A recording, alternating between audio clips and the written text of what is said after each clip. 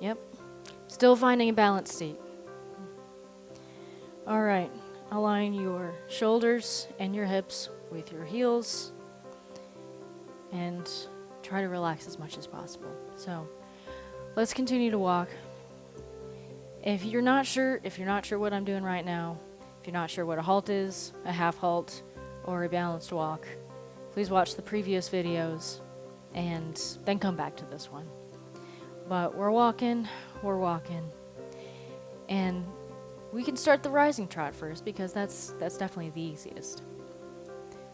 So we're going, and influence your horse's body to trot, and by doing that, you start the trot movement with your pelvic floor, your pelvis, and your leg.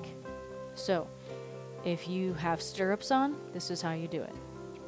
You leave this part of your leg somewhat relaxed and start trotting. So, whoop, okay, yes. Again, balanced seat. So trot, rising trot, and then use your pelvic floor to halt your horse. So as you return to the saddle, you use your pelvic floor and you halt and you stop your movement. Your horse may take a couple of strides to respond, but they should also stop their movement. So we're going to ask our horse to trot again by moving the seat in a trotting motion. We're not going to kick our horse. We're going to use the seat first. And remember, it's seat, leg, hand. So start with your seat first, and if they don't move forward, then if they just look at you and say, "What are you doing?" you use your leg a little bit and you push them forward. So trot. We got that, and halt. There. Walk. You're walking, and trot, halt. There. Now for the sitting trot. So if you're like me and you are still training your horse's back is still developing, you are using bare back pad, so there is really no great way of doing a rising trot, because the only real good way to do a rising trot in that situation is to grip with your knees. And since I want to save that as an actual aid for continued lateral work, I don't want to do that. So we'll just skip the rising trot. But you're walking, and then start with the trotting motion in your seat. So you're still sitting there and you're trot, and this is a very, very small movement. Trot.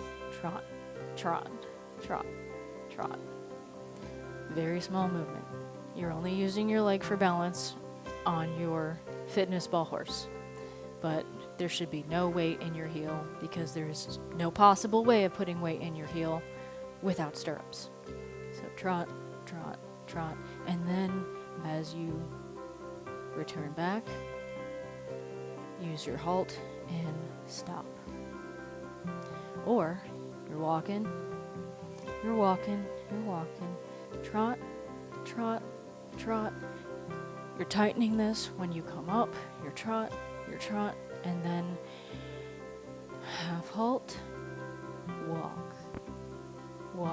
Start moving your hips for a walk, and they should go down to the walk.